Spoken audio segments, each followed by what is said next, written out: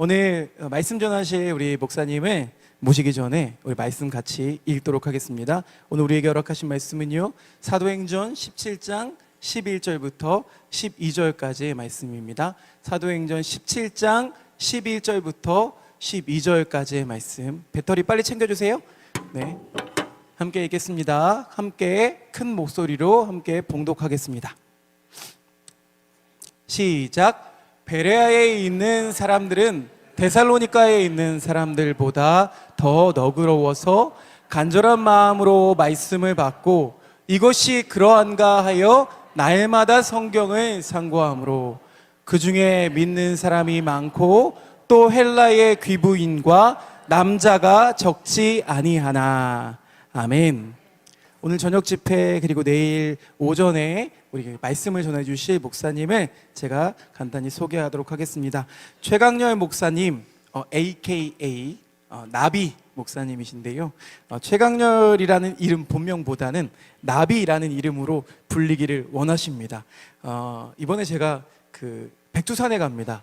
6월에 백두산 그리고 북산 역사학교라는 이름으로 우리 그 복음이 들어온 그 문부터 시작해서 복음의 여정을 밟아가는 공부를 하러 제가 6월 달에 떠나는데요. 거기에 리더가 되시는 분이십니다. 그래서 우리 최강렬 목사님은 다른 어떤 것보다 오늘 우리 2시간 동안 그 서양 미술, 여러분 미술에 조예가 깊으신 분 한번 손들어 보시겠어요?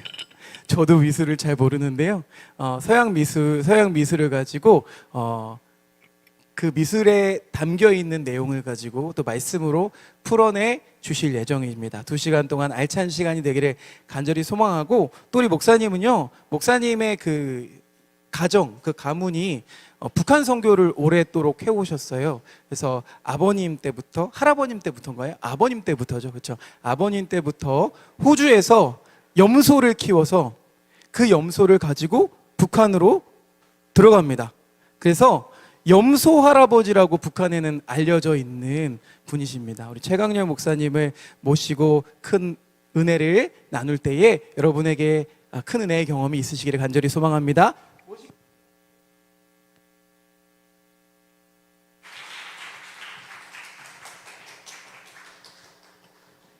예, 반갑습니다. 저는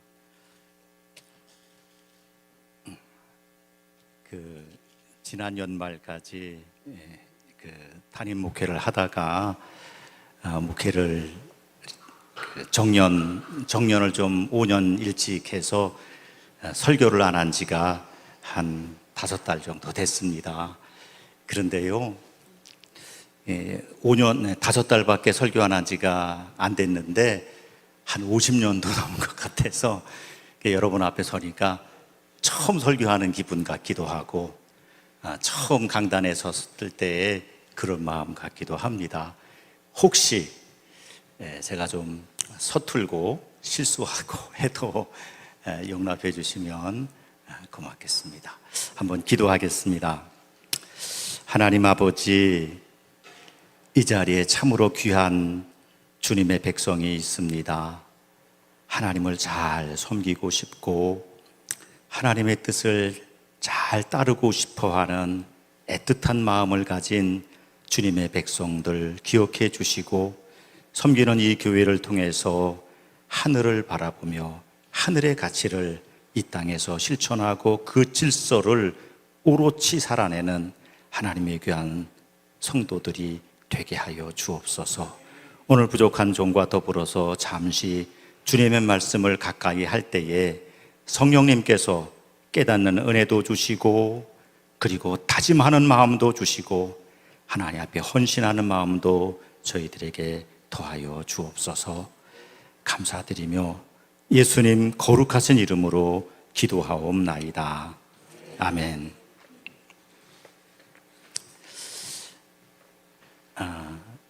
저는 피난민의 자녀입니다.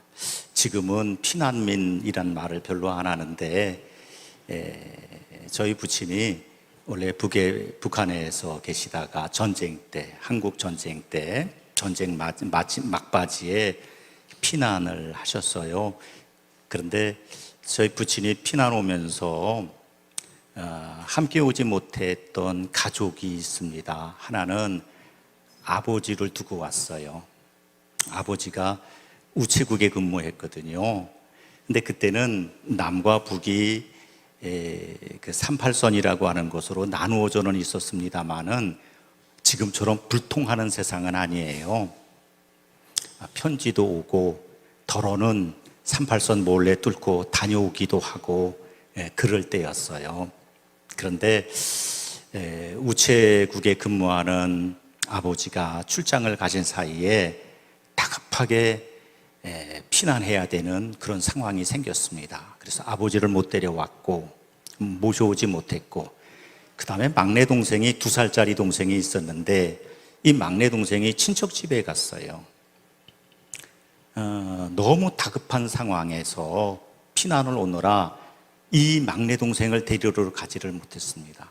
제 부친에게는 부모를, 아버지를 모시고 오지 못한, 그 다음에 막내 동생을 데려오지 못한, 이게 평생 그 자책하면서 이 무거운 짐을 지고 그렇게 살다가 1988년에 호주로 이민을 가고 호주 국적을 취득한 다음에 곧바로 북한을 갔습니다. 그래서 그때는 아버지는 이미 돌아가셨고 그 막내였던 그 동생이 이제 60대의 노인으로 성장해 있는 그 막내 동생을 보았습니다. 그 이후에 아버지에 대한 효도를 못하고 또 동생도 잘 돌보지 못한 이런 죄책감을 가지고 북한에 살고 있는 모든 동포들이 내 아버지다, 내 동생이다 이렇게 생각하고 그들을 도울 수 있는 방법이 무엇일까 생각하다가, 여러분 기억나시나요? IMF 때에 우리도 참 살기가 어려웠는데 북한은 우리보다 더 살기가 어려웠습니다. 보는 관점에 따라 다릅니다만은 아사자가 100만 명 정도 나왔다 이렇게 하는데, 사람이 먹지 못해서 죽는다는 것만큼 슬픈 일이 어디 있겠습니까?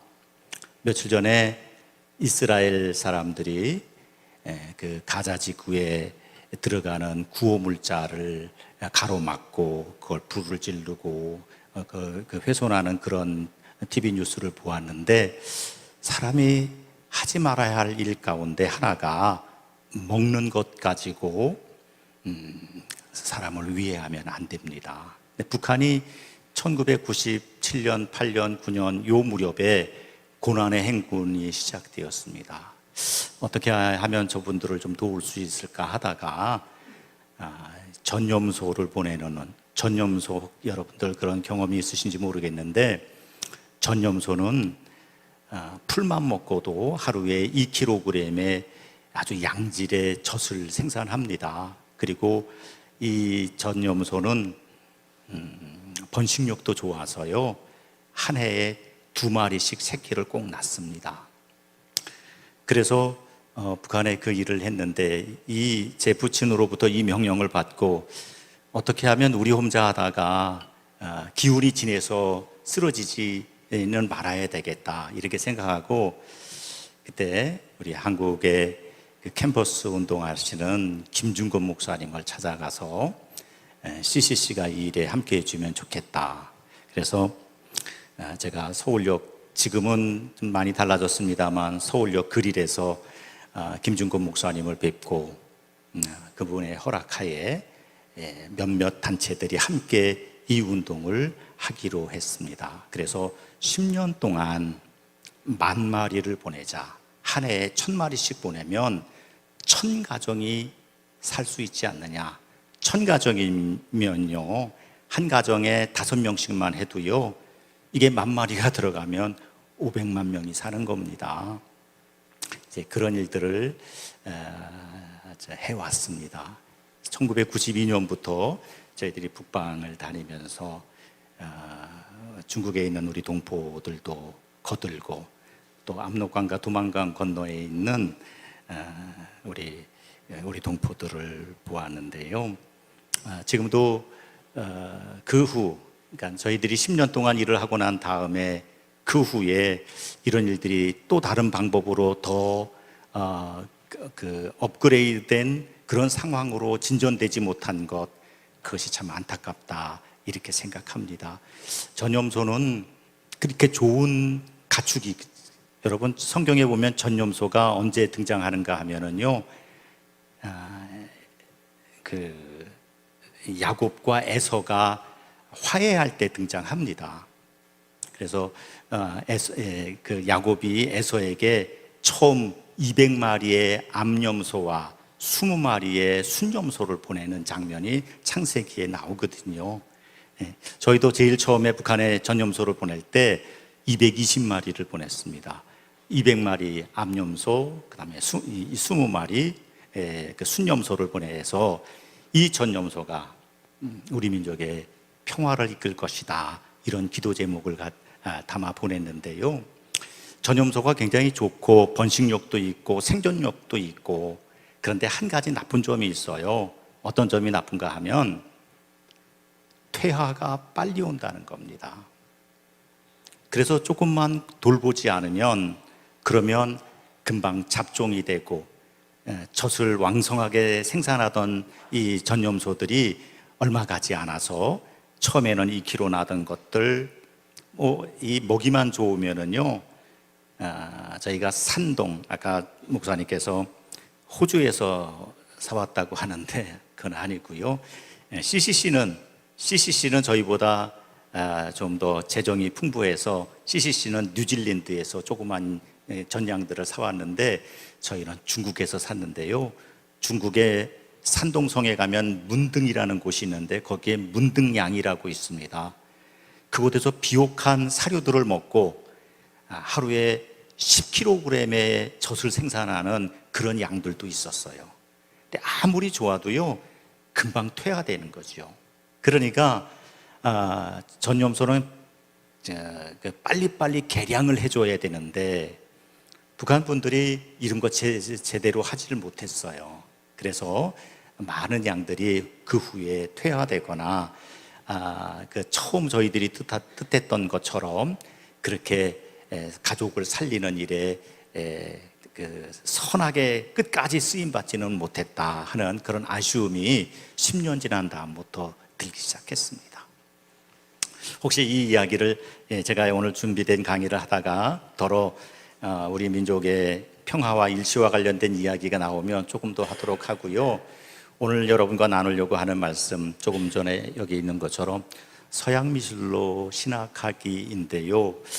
그래도 이 말씀을 드리기에 앞서서 오늘 본문으로 읽은 이 말씀, 참 성경에 다양한 그리스도인들이 등장하고 다양한 교회가 존재합니다마는 오늘 성경에 등장하는 이 교회, 그리고 이 교회에 속해 있는 그리스도인들은 아주 모범적이고 우리가 본받아야 되겠다고 하는 마음이 드는 그런 사람들입니다. 여러분들이 아까 읽으셨습니다마는 이 사람들은요, 너그러운 사람들이었어요. 여기에 그 데살로니가라고 하는 곳이 비교 대상입니다마는 더 너그러운 사람. 오늘 여러분들이 이 대한민국에 있는 어떤 교회보다 더 너그러운 분들이 되셨으면 좋겠습니다. 자, 더 너그러울 뿐만 아니라요, 이분들은 간절한 마음으로 말씀을 받고, 그리고 그것이 그런가 하여 날마다 성경을 상고했다, 이렇게 기록하고 있습니다. 여러분, 지금 이 사람들이 살고 있었던 사회가 베리아라고 하는 지역이잖아요. 베리아라고 하는 지역은 저 마게도니아 근처 그리스의 북쪽 연안이지 않습니까? 이방인들이 사는 곳이었어요. 이 이방인들이 사는 곳에서 하나님의 말씀을 간절히 간구하는 이들이 생겼다고 하는 것. 여러분, 그런데 우리 민족도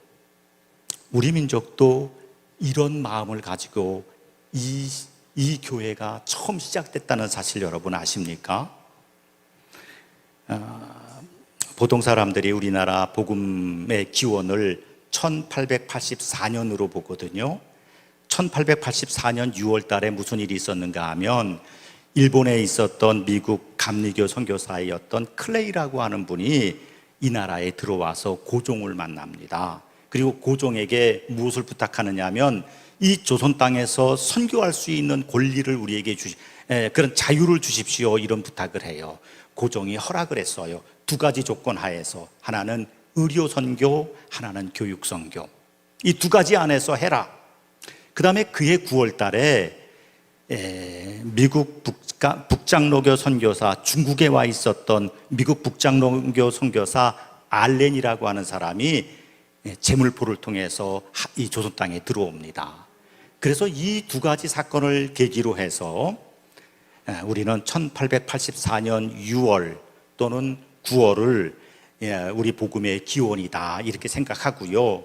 그 이듬해 1885년 4월 5일에 마침내 언더우드와 아펜젤라가 들어오잖아요.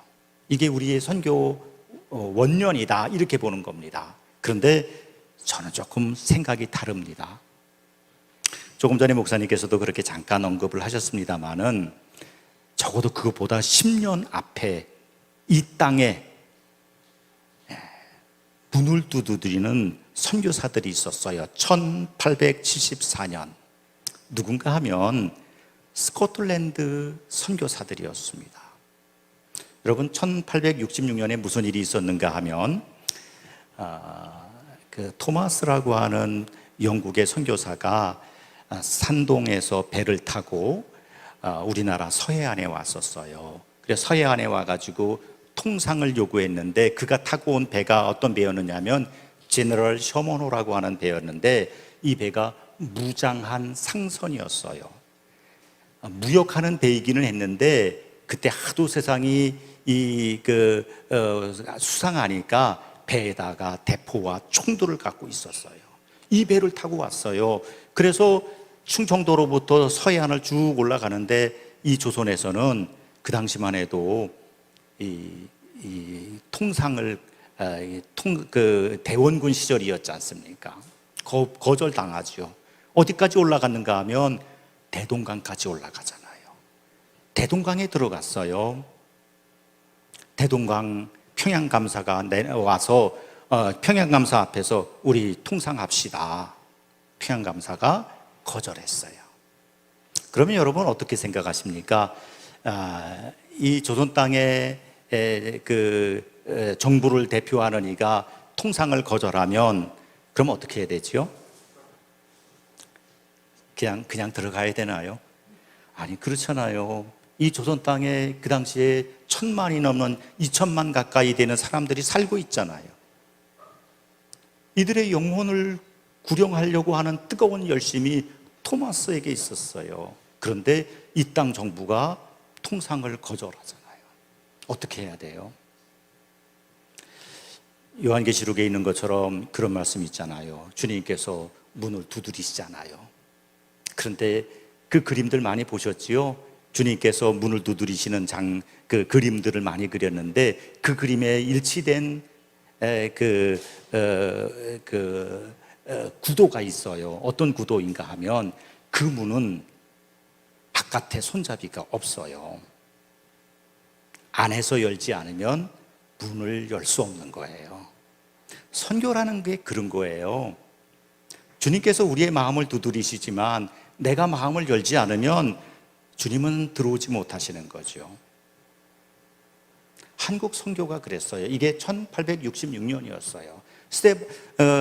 그 토마스가 죽었잖아요. 우리는 토마스를 순교자라고 말을 하는데요. 한국 교회 초기 50년 동안 토마스를 순교자라고 말하는 사람들이 없었어요.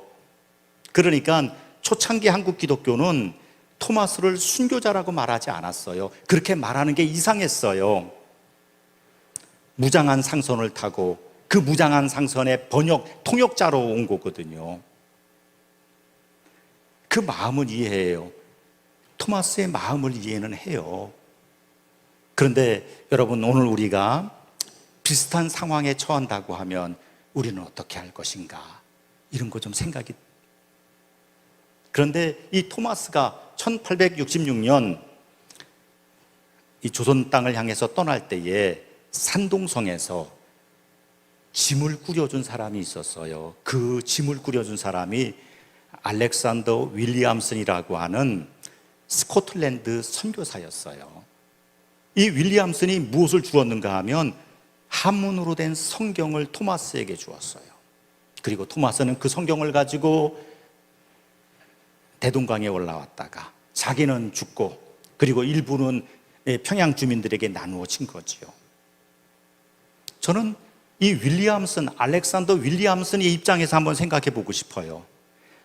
토마스가 형님 나 이번에 조선 갑니다. 나 위해 기도해 주십시오.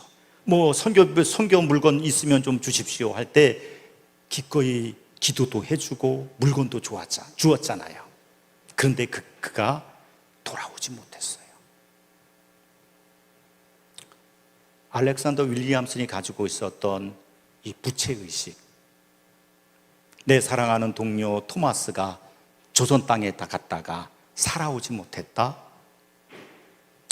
윌리엄슨에게는 이 애틋한 마음이 있었어요. 그런데 하나님께서는 이 윌리엄슨의 선교지를 산동성에서 저 요동반도 있는 쪽으로 옮기셨어요. 그래서 이 윌리엄슨의 후배들 존 로스나 존 맥킨타이어 같은 사람들이 지금 영구라고 하는 곳, 인커우라고 하는 곳인데요. 그 요동반도, 그러니까 우리 압록강 건너편에서 한 200km, 한 150km 정도 되는 지역에 있는 그곳에 선교본부를 만들게 되었던 거죠. 그리고 조금 더 올라가면 세냥, 그 심양이라고 하는, 옛날에는 봉천이라고 했던 그 지역의 중심 도시가 있었는데 이 로스가 그 심양을 중심으로 사역을 시작한 거예요. 우리 목사님하고 이제 6월 달이면 그 교회도 저희가 동관교회라고 하는 교회인데 거기도 한번 가볼 생각입니다. 그곳에서 그 복음을 전하면서 로스는 자기 선배 윌리엄슨으로부터 들었던 이야기들을 다시 복기하기 시작했어요. 아, 여기서 조금만 더 가면 조선이라는 땅이 있다. 그래서 로스는요 1874년에 조선이 가까운 조선과 청나라의 국경인 그곳에 자주 찾아갔어요. 1년에 몇 번씩 그 국경 지역에서 국제 무역이 이루어졌거든요. 그곳에 가면 조선 사람을 만날 수 있다고 생각했던 거죠. 그 지역이 고려문이라고 하는 지역이에요.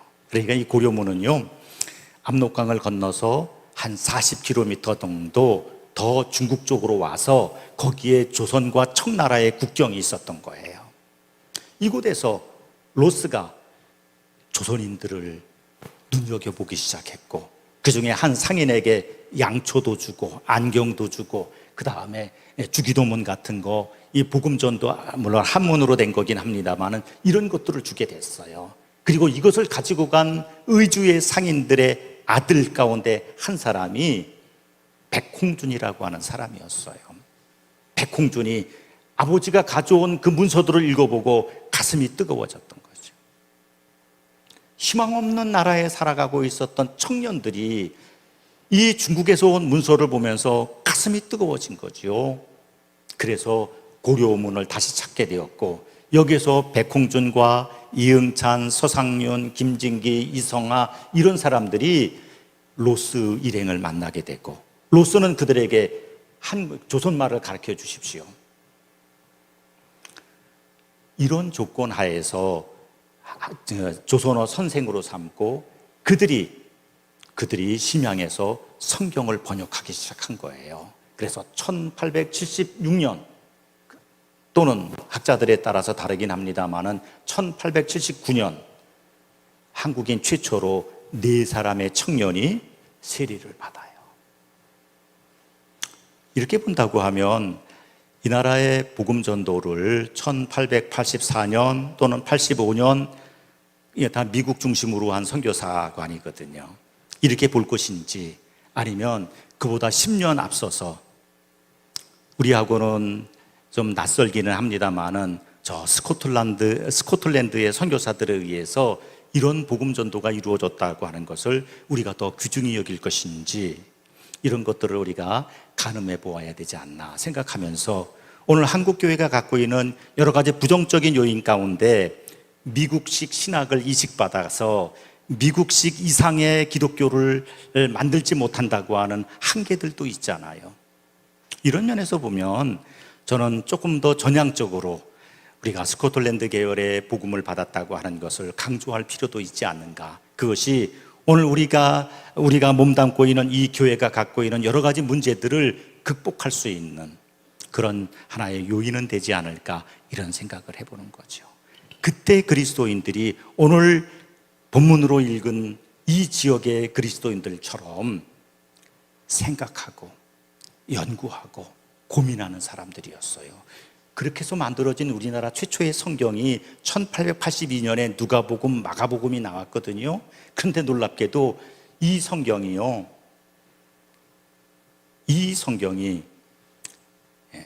평안도 사투리로 기록됐다는 거잖아요. 평안도 사람들이니까 평안도 사투리로 기록된 거예요. 하나님이 우리나라 말을 제일 처음 사용하신 게 평안도 사투리로 이 땅의 백성들에게 말을 걸으셨다고요. 꼭 서울 말이 아니어도 괜찮아요. 여러분, 표준어가 아니어도 괜찮아요. 지방 사투리면 어땠어요? 하나님이 그 말을 사용하셨다고요. 그뿐만 아니라 우리말은 옛날에는 위에서 아래로 썼잖아요. 이 성경도 그렇게 쓰이긴 했지만 지금은 우리가 이렇게 세로체보다 가로체가 더 익숙하잖아요. 이것도 그렇게 쉽게 되어진 일이 아니거든요. 지금도 일본 사람들은 위에서 아래로 쓰지만 우리는 오른쪽에서 왼쪽 횡으로 쓰잖아요. 왜 이렇게 썼을까요? 이게 저절로 된 걸까요? 우리가 신문도 보면 불과 한 30년, 40년 전엔 다 세로체였어요. 언제 가로체가 됐어요? 누가 주도했어요? 어떤 이유가 있을까요? 한번 생각해 보셨나요? 한글이 가지고 있는 이 평균 정신 또는 이런 평화 정신, 이런 것에 세로체보다는 가로체가 더 맞지 않을까요? 우리나라 말에는 본래 띄어쓰기가 없었어요. 최초의 띄어쓰기가 등장한 것이 조금 전에 말씀드렸던 1882년에 나온 성경에서 등장해요. 하나님 나올 때 한 번 띄고요, 예수님 나올 때 한 번 띄고요, 주 나올 때 한 번 띄고, 똑같이 붙여 쓰는 것에 대해서 그 당시에 의주 청년들과 로스가 이거는 문제가 있다, 이거 좀 다르게 해야 되지 않겠는가, 이런 고민이 있었다는 거죠. 생각했다는 거예요. 그냥 옛날부터 그렇게 해왔으니까 우리도 그렇게 하지, 이게 아니고 이거 조금 다르게 하면 안 될까? 오늘 본문에 나와 있는 사람들처럼 생각하는 사람이었어요. 오늘 제가 서양 미술로 신학하게 했지만 이거 다 저 제목을 띄워버리면 오늘 제가 여러분과 나누고 싶은 얘기는 생각하는 신앙을 살자는 거지요.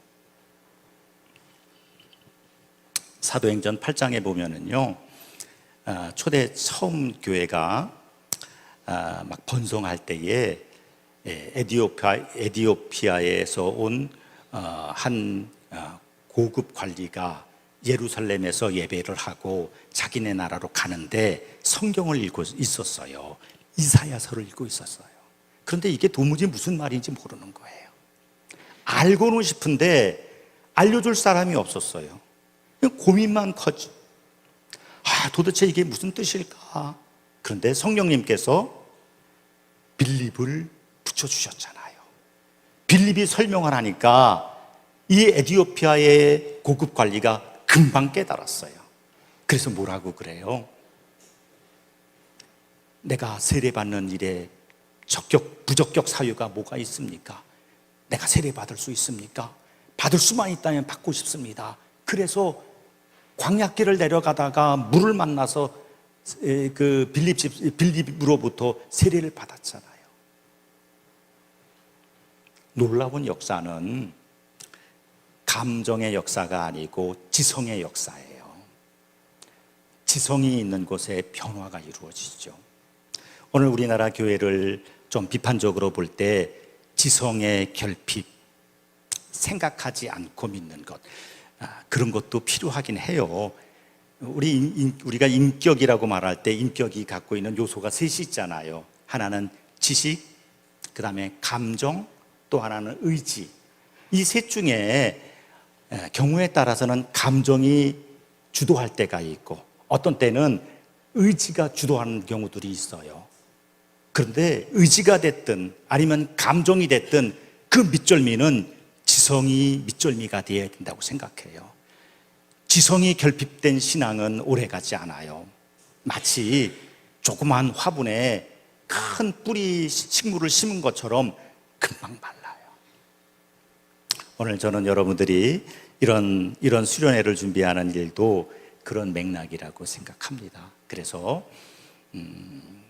오늘 본문에 나와 있는 이 사람들처럼 너그럽기도 하고, 이 너그럽다고 하는 말은 다른 생각을 수용할 수 있는 마음밭이 됐다, 그런 말입니다.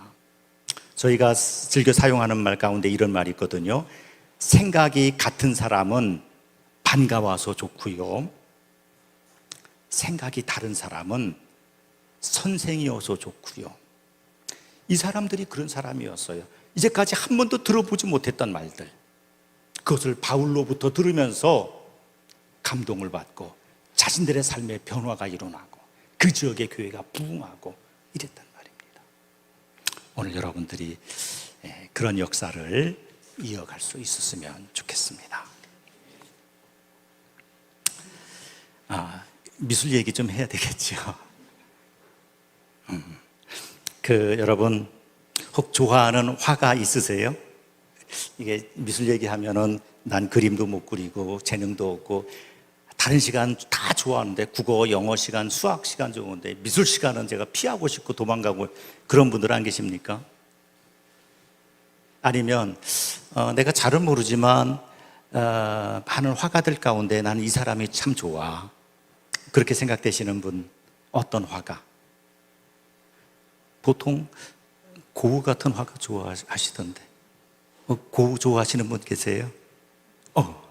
고흐 그림 중에 생각나는 그림 있으세요? 별이 빛나는 밤에. 예, 별이 빛나는 밤.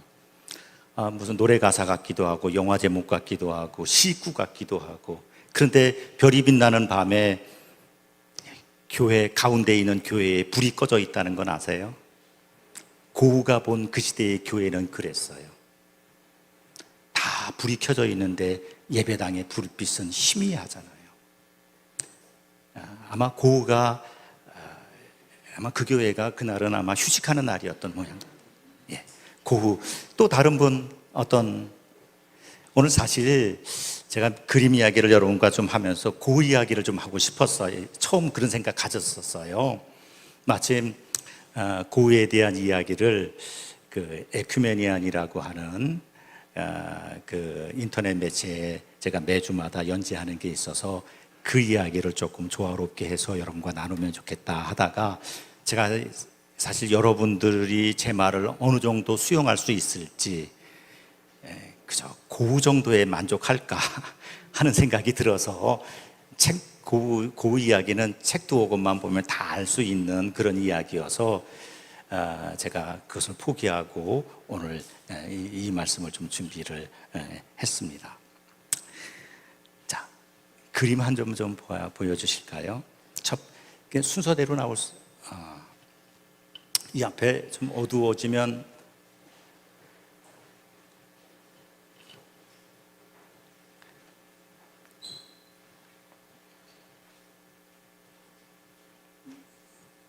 뭐 아주 꺼버리셔도 됩니다. 목소리가 중요하죠. 홀소에라고 하는 화가인데요. 아마 잘 들어보지 못하셨을 거예요. 이 사람은 19세기 덴마크 화가예요. 그런데 이 화가의 부인인 모양이에요. 피아노가 있는 걸 보아서 조금 괜찮게 사시는 분 같지요. 그 다음 그림도 보아주시죠. 예, 부인이니까 가정일도 하는 거죠. 예, 가정도 돌보고 그 다음 그림도 좀 책을 읽고 있네요. 예, 제가 오늘 여러분과 나누고 싶었던 얘기가 바로 이 그림 속에 있습니다. 책을 읽는 여자, 여성, 주부, 아내. 예, 제가 생각할 때 아름다운 여성은 꽃을 가꾸는 여성, 식물을 가꾸는 여성. 저한테 딸이 하나 있는데 제가 그 아이한테 그래요. 야, 너희 집에 두 가지는 꼭 있어라. 하나는 책이 있었으면 좋겠다. 책을 빼곡하게 있는 집, 책이 없으면 영혼이 없는 집 같아서. 그런데 다행히 그 딸 부부가 다 좀 이 학구적인 사람들이어서 또 하기도 하고 그래서 책이 가득해요. 두 번째 있었으면 좋겠다고 생각한 게 식물이었어요. 좀 꽃을 가꾸면 좋겠는데 이 아이가 너무 부지런하고 또 너무 게을러서 꽃을 못 가꾸는 거예요. 그게 조금 아쉬워요. 예, 이 여성이 책을 보고 있죠. 자, 그 다음 그림도 이건 아마 이 그림 순서가 조금 좀 뒤바뀐 것 같은데 뭐 이해하고 여러분 들으십시오. 보십시오. 아마 딸을 낳았던 모양인데 딸이 어떤 신문 기사를 보고 있는 건 같아요. 그리고 굉장히 놀라고 글을 읽는다는 얘기죠. 글을 읽으면서 세상 돌아가는 것에 대해서 굉장히 경이로워하는 그런 표현이에요. 자, 그다음. 예, 이게 딸이죠. 이만큼 커서 재미있게 지금 놀이를 하고 있어요. 저 놀이가 그림을 그리는 건지 책을 읽는 건지 모르겠습니다만은 어쨌든 종이에 뭔가를 하고 있는 거죠. 예, 그 다음 볼까요? 예, 이 딸이 조금 더 큰 것 같아요. 글을 읽고 있어요. 예, 그 다음. 됐습니다. 예, 이 그림 전으로 좀 돌려주시죠. 예. 이 홀소에라고 하는 화가는 자기 가정 안에서 이루어지는 이런 아내의 모습을 미술의 주제로 삼아서 표현을 했는데 제가 여러분과 나누고 싶은 얘기는 그의 아내가 책을 읽는 여성이었고 자기만 책을 읽지 않고 그의 딸에게도 책을 읽혔다. 이게 별것 아닌 것 같은 이야기이긴 합니다만은 저는 여기에 굉장히 소중한 가치의 전달 이런 이유가 있다고 보는 거죠. 아프리카에 이런 일이 있었답니다. 어느 마을에 어느 날부터 태양이 두 개가 생겼어요. 아침에 하나 떠서 저녁으로 지면 그게 질 무렵에 또 하나의 태양이 떠오르는 거예요. 처음에는 이 주민들이 아주 환호를 했어요. 야, 좋다. 이런 세상이 좋구나. 그렇게 환호했는데 몇 날 가다 보니까 이게 사람이 살 게 아니거든요. 밤이 있어야 되는데 밤이 없어서. 그러니까 사람들이 아주 짜증이 났어요. 못 살겠다고 그랬어요. 그래서 이 마을에서 회의를 했어요. 어떻게 할까? 그 회의의 결과 그 주민들 가운데 가장 용맹하고 가장 젊고 그리고 아주 모험심이 강한 한 사람을 뽑고 그에게 활과 화살을 주어서 하나의 해를 떨어뜨리게 하자. 그래서 한 사람이 뽑혔어요. 이 청년은 대단한 투사였고요. 아주 용맹스러운 사람이었어요. 그가 마을 주민들의 인사를 받으면서 해가 돋는 동쪽을 향해서 걸어가기 시작했어요. 반드시 성공하고 돌아오라. 마을 사람들은 그렇게 기원했고 이 청년은 내가 반드시 태양 하나를 떨어뜨리고 오겠습니다 하고 갔어요. 그런데 여러분, 이 청년의 등에는 갓난아기가 엎여 있었다는 것 아닙니까?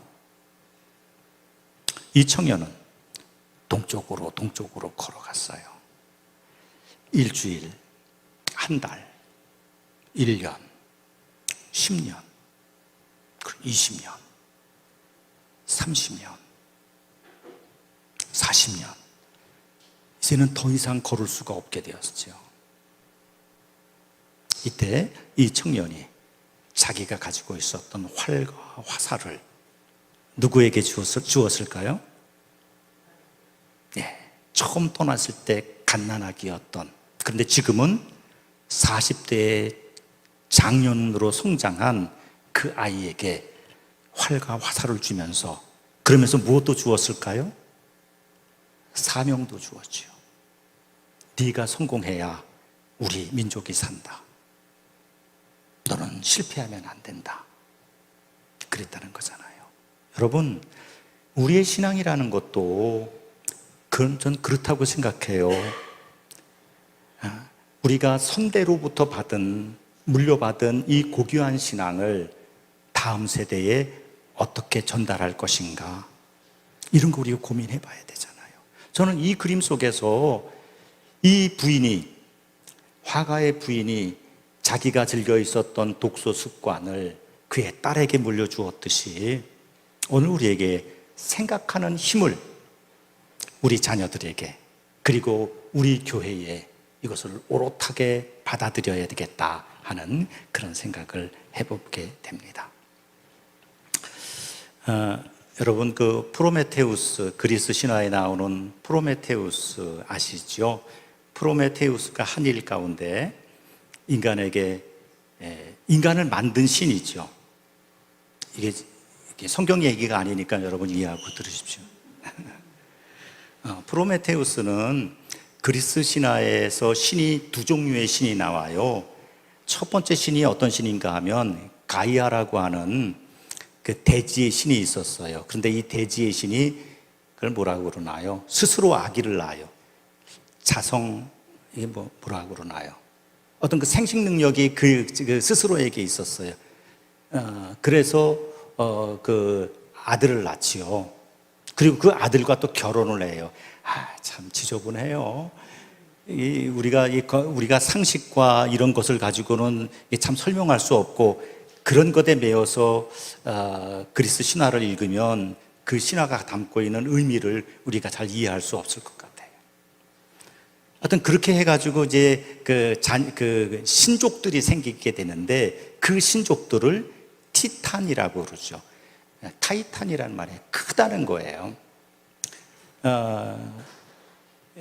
이 프로메테우스는 그 티탄 신 가운데 한 사람이었는데, 이 사람에게는 예지하는 능력이 있어요.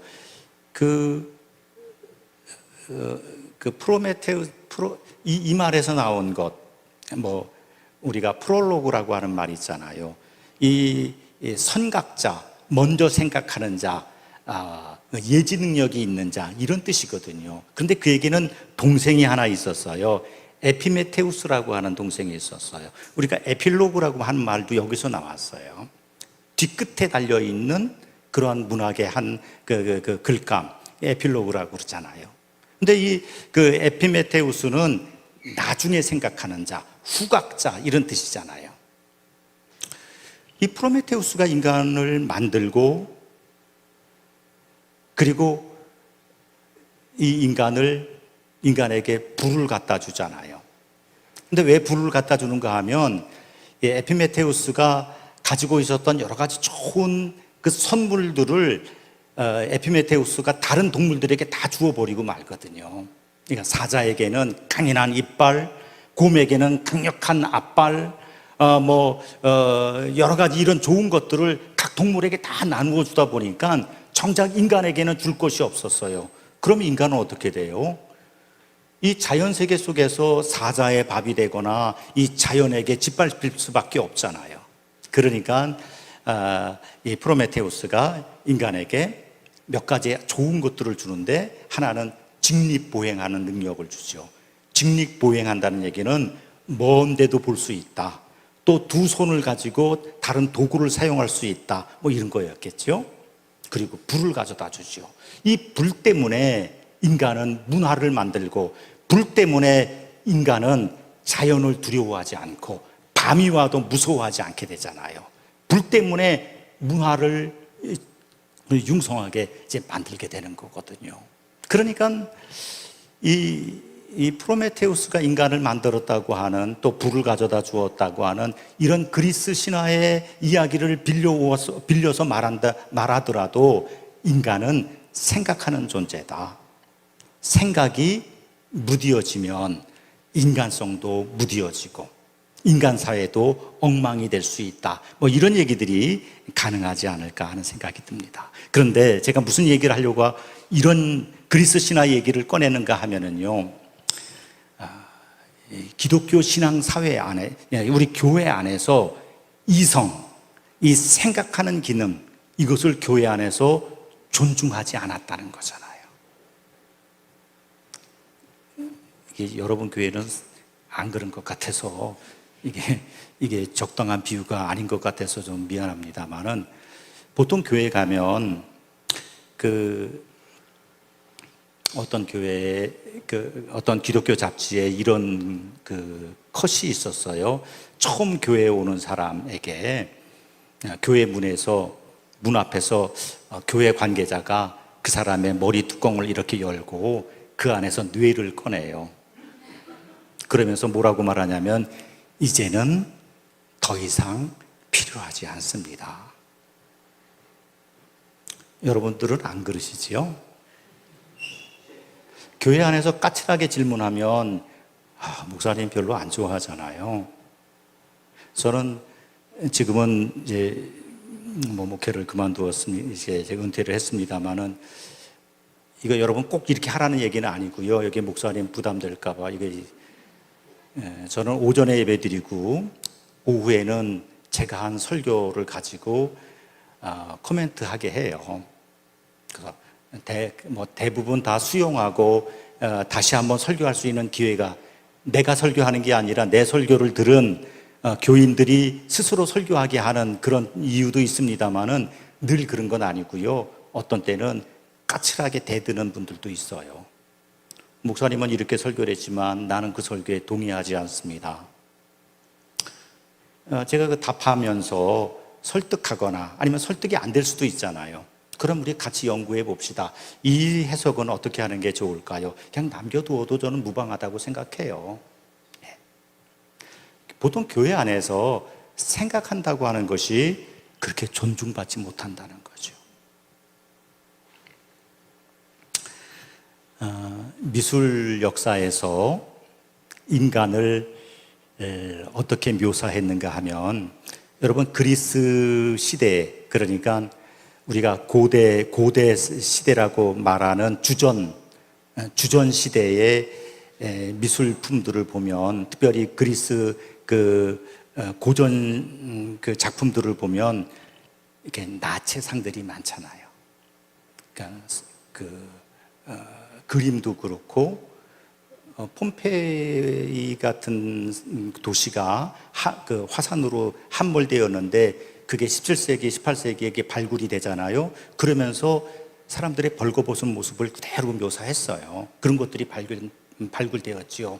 그뿐만 아니라 이런 조각도 있었잖아요. 아주 예쁜 남자들, 예쁜 여자들, 이 인체를 굉장히 아름답게 묘사했어요. 이게 그리스 정신이에요. 그리스 정신은 인간은 아름답다예요. 네. 그런데 4세기에 들어서 기독교가 유럽을 다 장악하잖아요. 기독교가 유럽을 장악하고 난 다음에 인간관이 어떻게 달라졌는지 아세요? 인간은 뭐예요? 인간은 죄인이다. 인간은 부도덕하다. 인간은 실수가 많다. 인간은 믿을 수가 없다. 그래서 적어도 4세기 이전에 나타난 미술품에는 인간을 미화하고 아름답게 치장했는데, 4세기 이후의 예술 속에서 인간을 아름답게 묘사한 그림이 발견할 수가 없는 거예요. 여러분, 이게 굉장히 좀 의아하지 않습니까? 왜 기독교가 세상을 쥐락펴락할 때 인간을 이렇게 어둡게 보았을까? 인간을 어둡게 보았다는 것이 틀린 게 아니잖아요. 우리가 성경을 읽으면서 우리가 기도하면서 우리는 죄인입니다, 용서해 주십시오, 이런 기도하잖아요. 우리의 모습이 어쩔 수 없어요. 우리는 죄인이지요.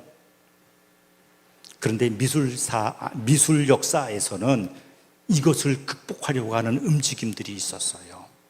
그리고 언제 인간을 다시 아름답게 묘사하기 시작했는가 하면 르네상스 시대에 이르러서 비로소 인간을 아름답게 묘사했어요. 자, 그 다음 그림 보여주시죠. 예, 이 보티첼리라고 하는 르네상스 화가가 그린 그러니까 비너스의 탄생이라고 하는 그림이죠. 여기에 이 비너스가 인간의 몸을 입고 있는 모습으로 아름답게 그려져 있지요. 이 다음 그림도 한번 보여주실까요? 예. 조금 전의 그림과 이 그림 사이에 제가 이 그림을 보여드리려고 했던 건 아니고요. 이 그림 말고 비슷한 그림이 하나 있어요. 이것은 옷을 입은 마하라고 하는 그림이거든요. 그런데 옷을 벗은 마하도 있어요. 이거 보여주면 풍기문란. 예. 그래서 뭐 여러분 인터넷에서 찾아보시면 그러면 다 찾을 수 있는 거니까. 이 그림을 그린 고야, 이 고야가 에스파냐의 화가였잖아요. 궁중 화가였어요. 권력도 있었어요. 그런데 그 그림 그려가지고 종교 재판에 들어갔다니, 종교 재판을 받기까지 했다고요. 이런 그림 그리면 안 된다 하는 게 그 당시 교회가 갖고 있었던 생각이었어요. 그런데 이 그림과 이 앞에 그림 사이의 갭이 몇 년인가 하면 300년 정도 돼요. 그러니까 르네상스 시대부터 시작해서 지금 이 그림이 등장할 때까지 300년 동안 인간은 아름답다고 묘사할 수 없는 그런 시대가 또 있었다는 거잖아요. 지금 뭐 예술에서 사진이나 이 미술에서 누드라고 하는 것은 지금은 거침이 없어요. 지금은 이걸 터부시하거나 그리면 안 된다든가 이런 생각을 갖는 사람들이 없어요. 그런데 이 시대에는 종교가, 교회가 세상을 쥐락펴락할 때는 이게 쉽지 않은 문제였다는 거죠. 그럼 여러분 한번 생각해 보십시오. 인간을 아름답게 묘사하는 게 옳아요? 아니면 인간을 어둡게 묘사하는 게 옳아요? 어떨 것 같아요? 인간은 아름다운 존재예요? 아니면 인간은 부정한 존재예요? 둘 중에 하나만 택한다고 하면 어떻게 택하시겠습니까? 응? 아름다운. 왜요?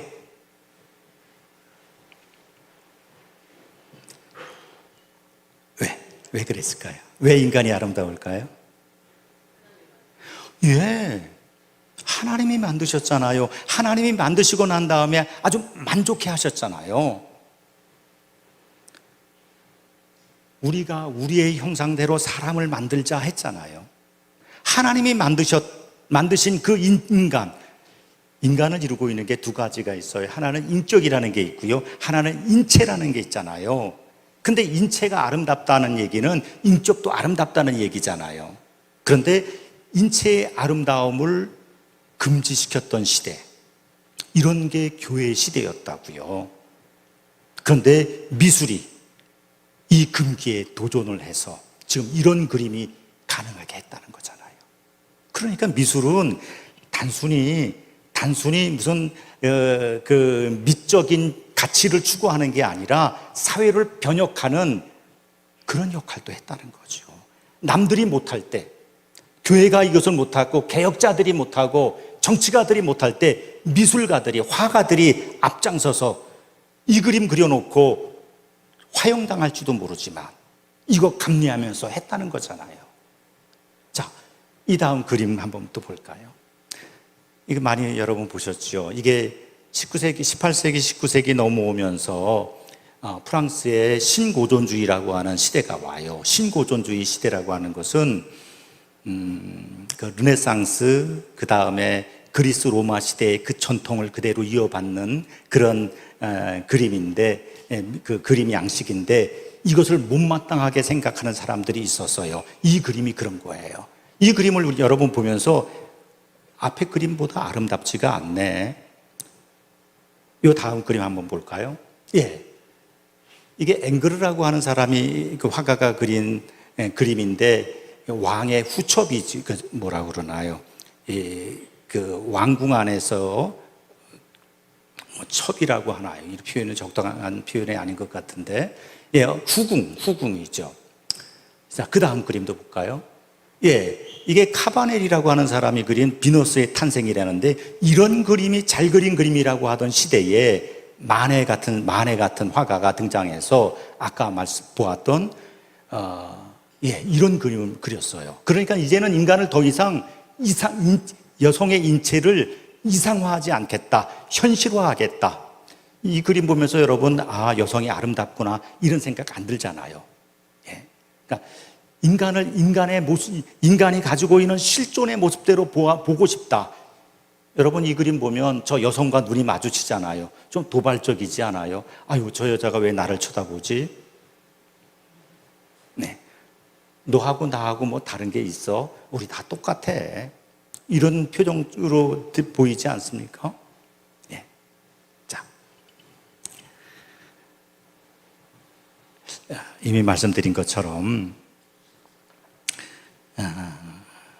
인체를 이상화하는 그런 아름다움은 점차 무너지기 시작했다 하는 거죠.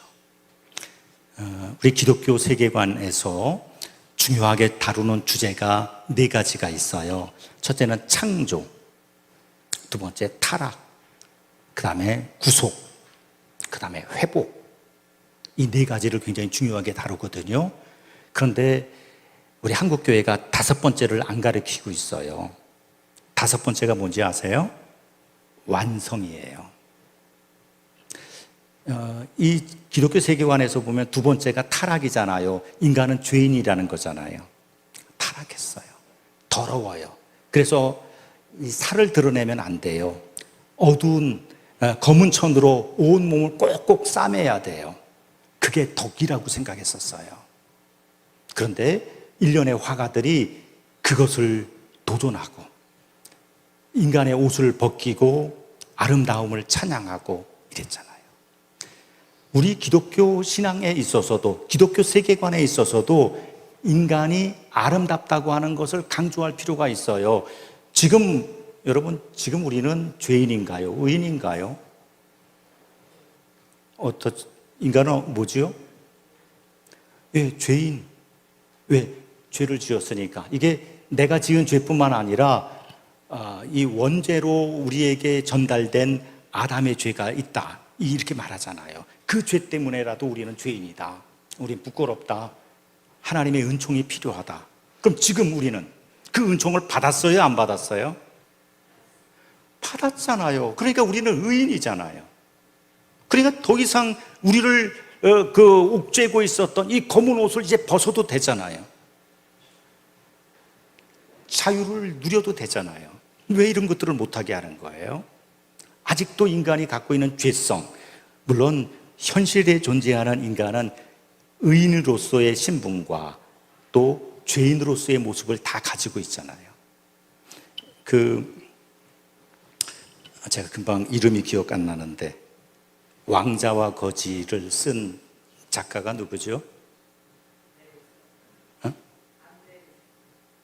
제가 잘 못 들었습니다. 예, 여러분 왕자와 거지 아시죠? 그 이야기. 에드워드, 왕자가 에드워드라는 이름이 있고, 예, 또 톰이라고 하는 거지가 나오는데, 이 두 아이가 얼굴이 똑같이 생겼나 봐요. 어느 날 두 아이가 옷을 바꿔 입죠.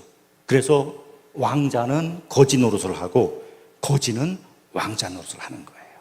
저는 이 그림, 이 이야기 속에 기독교적인 굉장히 중요한 교훈이 담겨져 있다고 생각해요.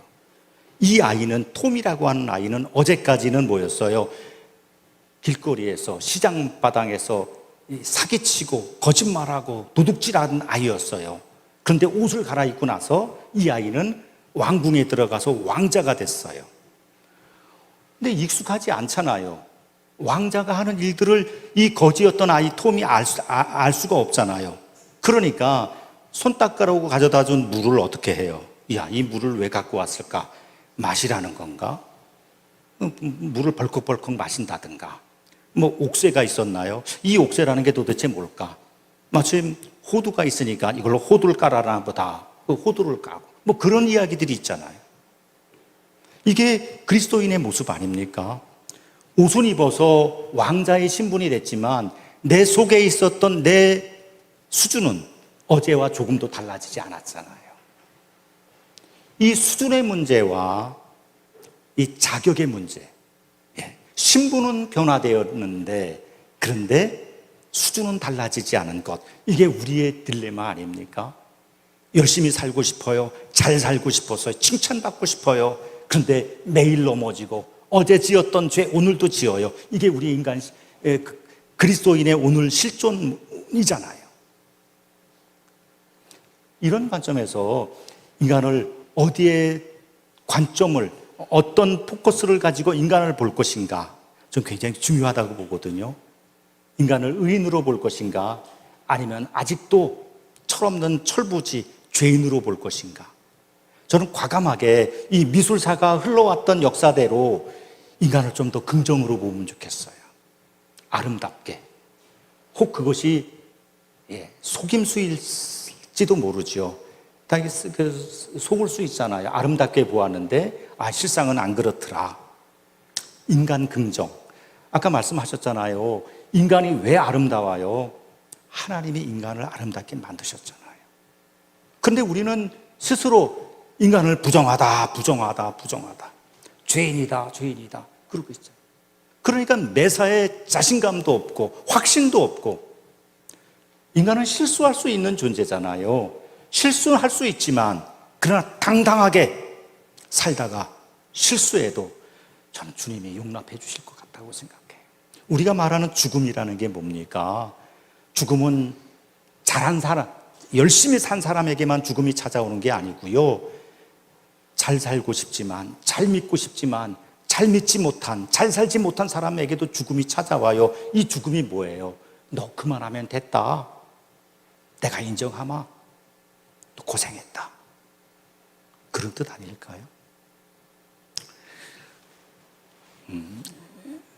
기독교의 교리를 예를 들어서 천국 같은 얘기를 할까요?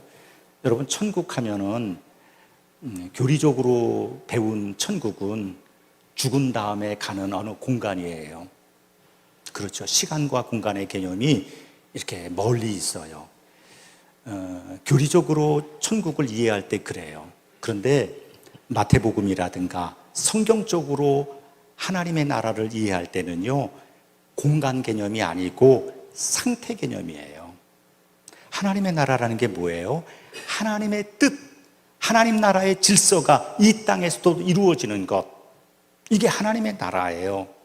그러니까 하나님 나라는 죽어서만 가는 나라가 아니라 살아서도 누릴 수 있는 세계라고요. 지금 내가 하나님의 의지대로, 하나님의 부르심을 따라서, 하나님 나라의 질서를 따라서 의를 택하고 평화를 택하고 이렇게 살아간다. 그럼 이곳이 바로 하나님의 나라라고요. 하나님의 나라는 미래적인 것이 아니라 미래적이기도 하지만 현재적이기도 한 거지요.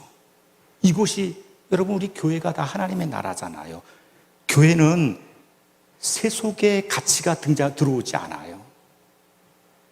이것은 하나님의 나라의 뜻, 가치, 의, 이런 것들이 실현되는 곳이라고요. 이게 내 마음 속에, 내 개인 속에, 내 가정 속에 이루어질 때 그것이 하나님의 나라잖아요. 제가 시간이 많이 허비한 것 같아서 좀 정리를 하겠습니다. 준비한 거는 굉장히 많았는데요. 혹시 원하신다면 제가 파일을 드릴 테니까 한번 참고해 보시면 좋을 것 같고요. 제가 드리는 말씀의 요지는 인간을 긍정의 눈으로 보자. 따뜻한 눈으로 보자. 내일 실수하더라도 오늘 인정하자.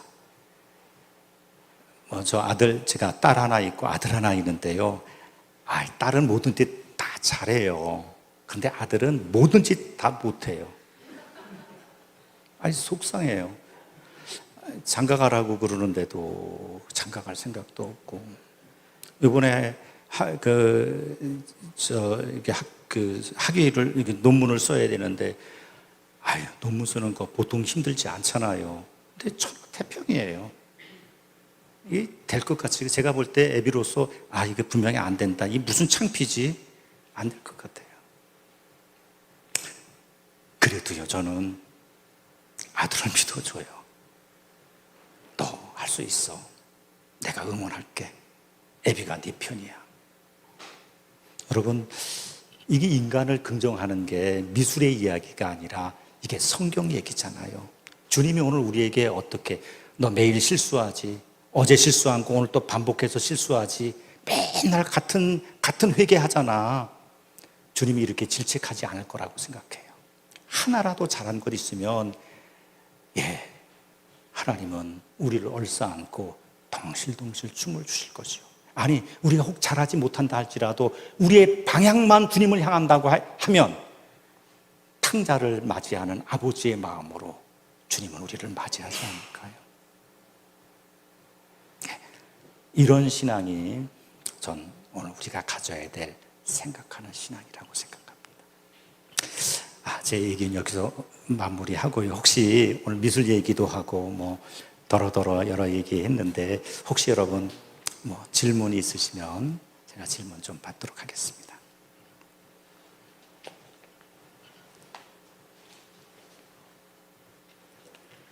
네. 없으신가요? 여러분들이 질문 안 하시면 제가 질문할 수도 있습니다. 제가 우리 교인들한테 그랬거든요. 목사 설교에 대해서 아무런 코멘트도 안 하면 제가 질문을 하죠.